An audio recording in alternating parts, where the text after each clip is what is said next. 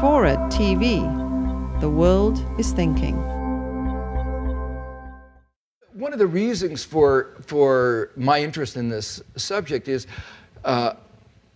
accounting frameworks do affect behavior. We saw that in the United States in the 90s, where people have bad accounting, and that affected their behavior. Some of what we're going on now is a reflection of bad accounting. So more generally, information affects behavior. And so what we gather our information about, and how we describe success, affects what we strive for.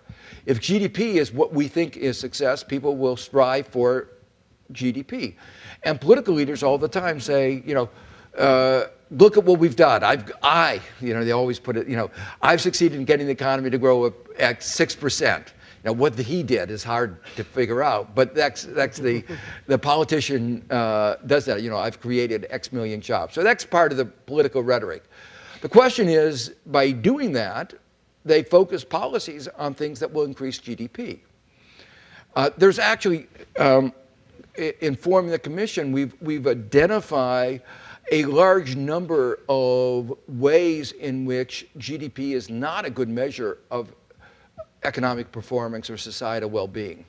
And so what we're trying to do is partly to focus the global conversation about these other measures, but also come up with some summary counting frameworks and statistics. So let me just mention a couple of them. One of them I've already alluded to, which is GDP doesn't tell you about what happens to the typical citizen. And this is an increasing problem because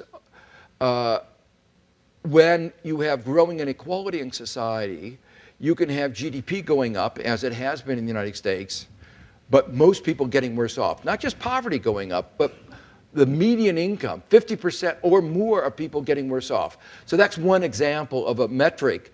We ought to know what's happening to the median person. It's very hard to find statistics about that across countries. One of the things that I tried to, when I was at the Council of Economic Advisors, tried to generate was a focus on green GDP. That is to say, to take account of environmental degradation and resource depletion. This is particularly important in developing countries that may be growing by cutting down their forests, but once they cut down the forest, there's nothing there. And so unless they do something, it's not sustainable. GDP tells you nothing about sustainability. Another example is GDP measures. IMF thought Argentina was doing great in the early 90s. I happened to look at the data in a more fine-grained way, and we said, this is not sustainable. If you only looked at GDP, you would not have realized that. So in the first context, there are ways that you can take out for depletion of natural resources and degradation of the environment. If you do that, China's growth gets significantly lowered. It's still doing well, but it is much lower than it otherwise would have been. Interesting story about the role of special interest. When we tried to push for this, and people in the Department of Commerce were excited about doing this, the coal industry basically passed a proviso or threatened to pass a proviso to take away funding for any research that would support these alternative measures.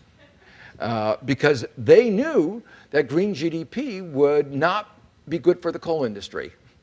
So, to me, that reinforced my belief why it's important to measure these things. Another example, just is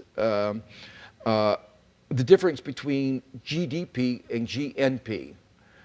Those of you who are older, when you went to school, you talked about GNP. Right. And about 1990, they switched to GDP. Well, everybody said, oh, just a little bit of difference. Well, it turns out that it makes a great deal of difference for many countries. And there's a little bit of, I'm sure somebody's going to write an article about whether there is a political context to the switch. GDP looks at the output within the country. GNP looks at the income of the people in the country. Well, when you started privatizing a great deal, you had economic activity within the country, but the income from that economic activity more and more going to people outside the country. So you have a mine, somebody taking a mine in the country, leaving behind environmental degradation, royalties in some cases of 1 or 2%. So almost none of the income from the mine goes to the people in the country. So GDP is going up, but any measure of green GNP would show the country going down. And some really dramatic examples, like in Papua New Guinea, where this actually is true. So there are other aspects of health, leisure, the fact that, just to give you two other dramatic examples, the United States, as you may know, has about 10 times as many people per capita in prison as other advanced industrial countries. That contributes to our GDP because we have to spend money incarcerating them. And some states now are spending as much on prisons, construction of prisons, as they are in universities. Well, that's good for GDP, but any measure of societal well-being says it's not good to have so many people in prison. And it's a symptom of something dysfunctional. We can have a long discussion about what it is that's dysfunctional, but it's not positive.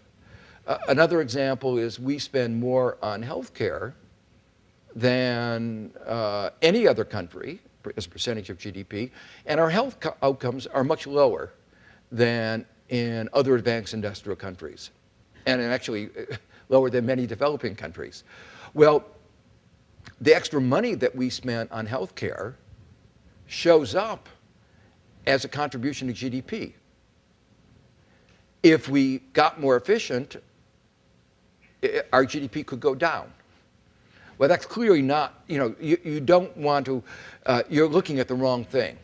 And so I think this will provide a good forum for thinking a lot more about the strengths and weaknesses of each of our societies.